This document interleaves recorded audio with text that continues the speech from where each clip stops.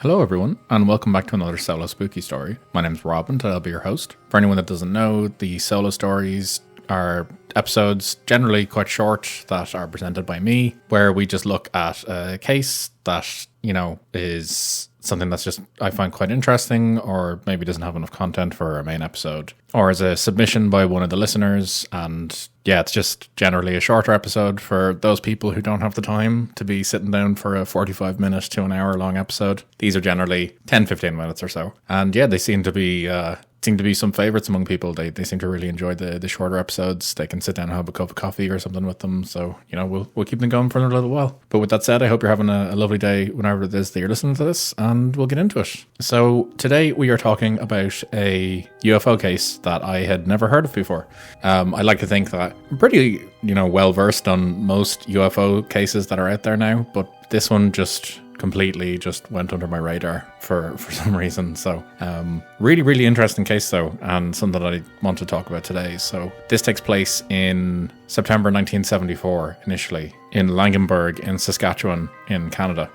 So this involves a man called Edwin Furr, and he, at this point in time, he's 36 years old when this all happens. So on the 1st of September 1974, Edwin was eating his breakfast with his father around 7 a.m. and getting ready to just kind of go about his day. And his job was that he was a farmer. So he was planning on heading out to farm one of the fields just outside the town of Langenburg, and basically he was going to prep them for whatever the farmers do. So he said that on this particular morning he was at the east end of the field, and that by about 10:30 he was still performing these duties when something remarkable happened. So as he was driving down the middle of the field, he noticed what he described as several dome-shaped objects at a short distance ahead of him.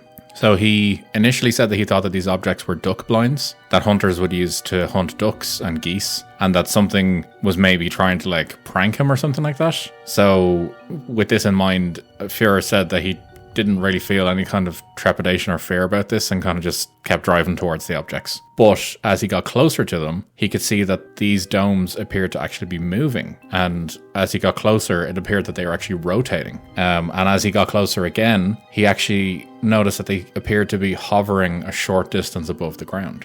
So at this point, he stopped his tractor and climbed out of the cabin and was about 15 feet away from the objects. And at this distance, he was able to see that they were much more saucer or disc-like shaped. So classic UFO shape, I suppose. And on inspection, he could see that they were about a foot above the ground and were spinning in this kind of counterclockwise direction at what he described as a considerable pace. So as they did this, a cool detail actually that he remembered was that he said that he could see the morning sunlight reflecting off their highly polished metallic exteriors, which I don't know, it's just a really kind of captivating image in my head. I just find it really cool. So he said years later that he could see the grass going one way and the machine going the other. So I think that means basically as he was spinning, it was disrupting the grass basically, which again, it's just those little details, I suppose, that kind of added an air of legitimacy to it, I suppose. So as he took a few steps closer towards the objects, he said at this point then he felt like that he may actually be putting himself in some form of danger, or that he was risking injury or something. So he actually decided against it and opted to back away a few feet. So as he backed away, he really started to then kind of take into consideration what exactly it was that he was looking at. And on inspection, could see that there was actually 5 of these crafts in front of him. So 3 of them were directly in front of him, all side by side, measuring approximately 30 feet across. And then 1 each kind of smaller, but both kind of similar in size, were kind of either end of the 3 in front of him. So, but they were much further away. He reckons they were about 100 feet away from him. So he eventually decided that he needed to go back to his tractor. So he went back, got into the cabin, and stayed there for several minutes just looking at what was in front of him. And then it was at this point then that he actually had noticed that the engine had died. And the important thing here was that he emphasized that he had left it running because he just, was getting out to have a look, was intending on coming back.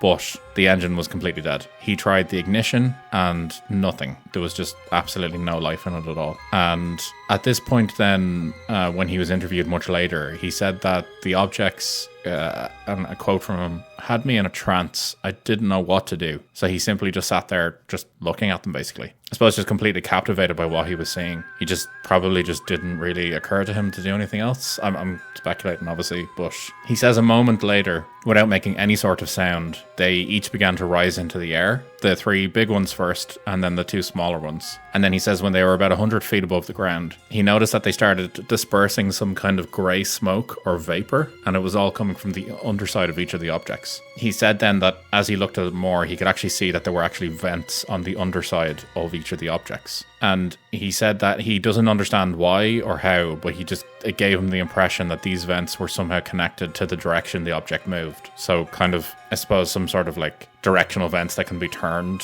to like propel the object in a certain direction. I think that's kind of what he's going for.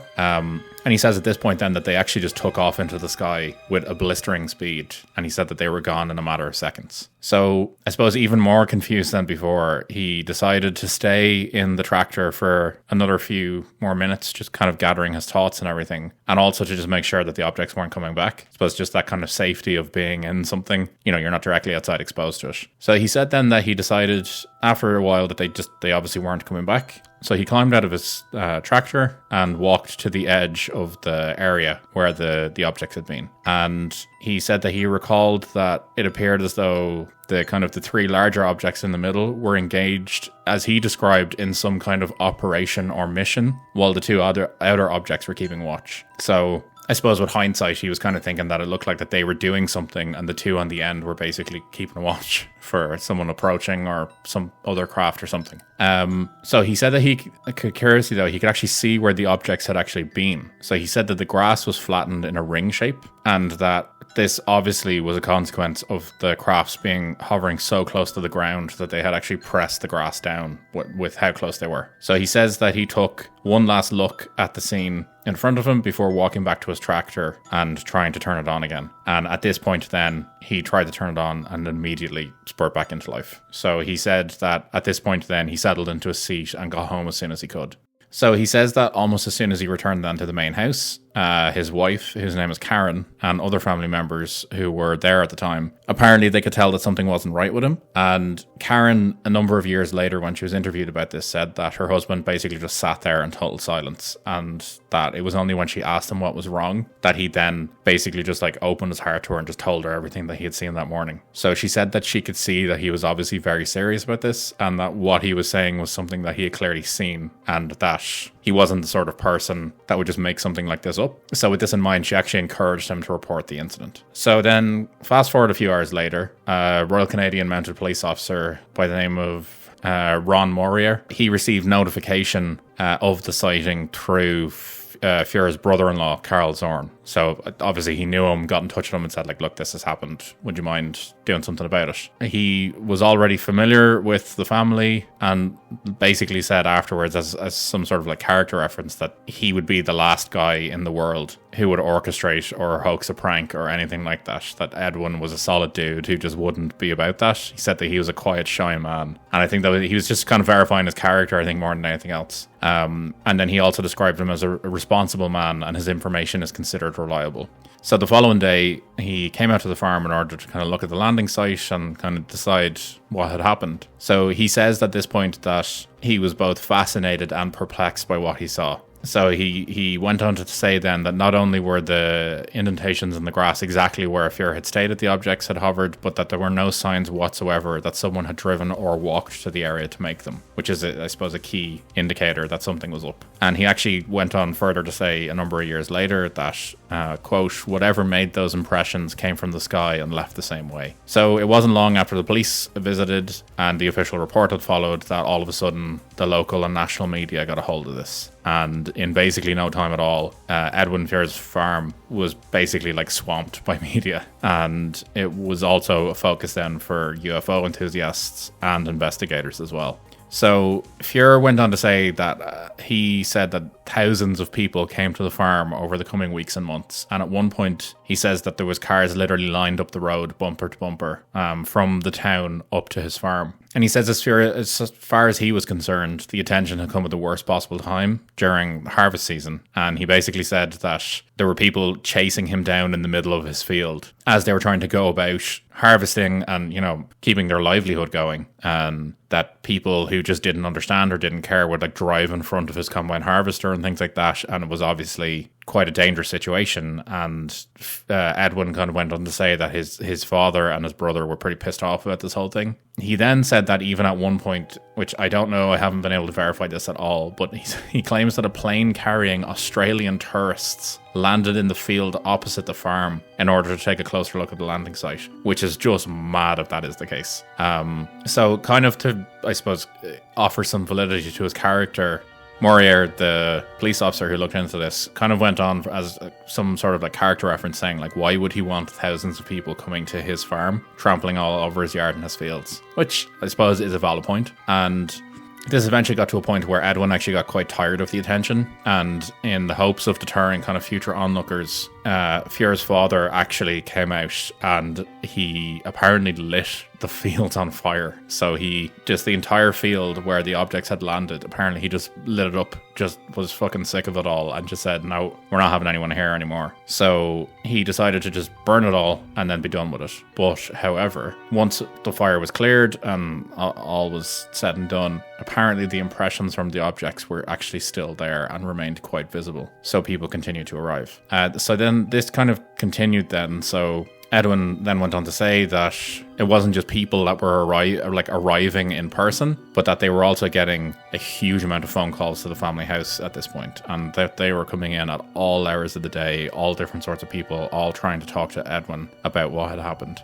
And at this point, this is something that I love. Edwin claims that one of these calls that came in lasted for over 2 hours, and allegedly it was Neil Armstrong who rang Edwin, which, if this is true, this is amazing. He claimed that they talked for over 2 hours talking about what they'd seen at the farm. And then he also claims that Neil Armstrong went on to say that he himself had witnessed UFOs during the Apollo 11 mission, but that they were ordered not to speak on matters about it, which I just think is amazing. And the implications there are phenomenal, that Neil Armstrong says that they saw UFOs and were basically told, don't fucking say a thing. So despite all of this attention, getting to chat to literal astronauts, Neil Armstrong himself, Edwin Fiore started getting tired about all of this, and it got to a point where eventually he just refused to speak to anyone, and he just said that he was done. So this kind of all ended then for a while, until a number of years later he was invited to go onto a TV interview, and he agreed to it. And he went on to describe kind of some further details that weren't initially described at the time. So he claimed that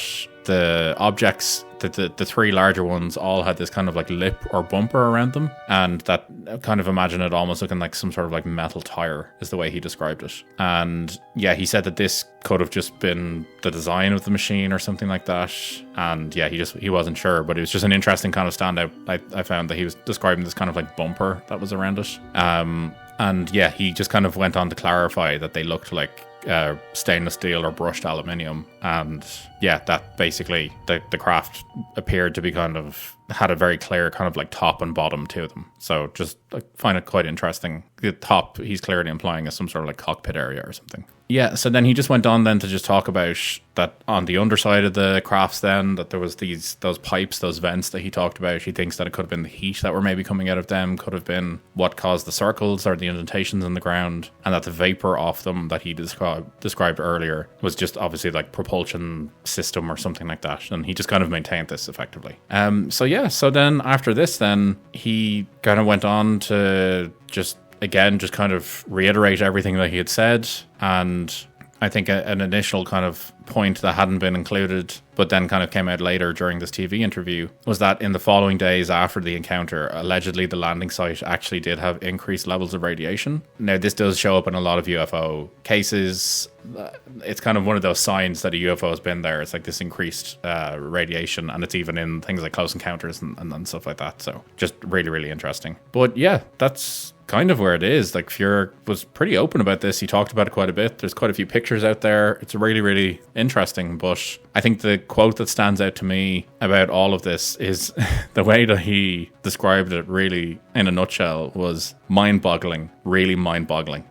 which I just think is brilliant. But yeah, I found this really, really interesting. Like, there's a good bit more to this case, and I'd encourage anyone to look into it, you know, a little bit more, see what you think about it. But I just found this case really, really interesting. There's a whole kind of side to it there that is just fascinating about these kind of the police coming in, corroborating it on his behalf. There's pictures, there's the increased radiation in the area. It's obviously like quite extreme, like 5 UFOs all just being there in the one area. But, you know, the more you kind of, I suppose, look into it, like people were taking him seriously. And a lot of people said that they didn't have any reason to doubt him. And I think that probably is what stands out to me a little bit more, is that you have these people kind of stepping in saying like, yeah, no, totally. Like he wouldn't be the sort of person to exaggerate. So of course we believe him. And then also the implication there that Neil Armstrong himself actually rang him and was like, yeah, no, we saw shit, don't worry, like, you're all good. Really, really interesting. But yeah, I hope you have enjoyed this one. I actually really enjoyed looking into it, and I just, found it really interesting. I'd love to hear your thoughts on this. I'd also encourage anyone that is interested to read into this more. I've left out some just bits and pieces that didn't make up the final story, but overall, what I've said is what's happened. So do read into it a little bit more if you're interested. And I'd love to hear your thoughts. You can share your thoughts with us on Instagram at the Spooky AF Pod. You can email us at the spookyafpodcast@gmail.com. You can get us on Threads. You can get us on YouTube. We're all there. You could even leave a review on Spotify or your app of choice. And I know on Spotify, for example, you can leave comments on episodes now. So it would be great if you had thoughts on this to share them with us. I'd love to hear them. But with that, hope you're having a lovely day whenever it is that you're listening to this. And we'll catch you in the next one. Take it easy, guys.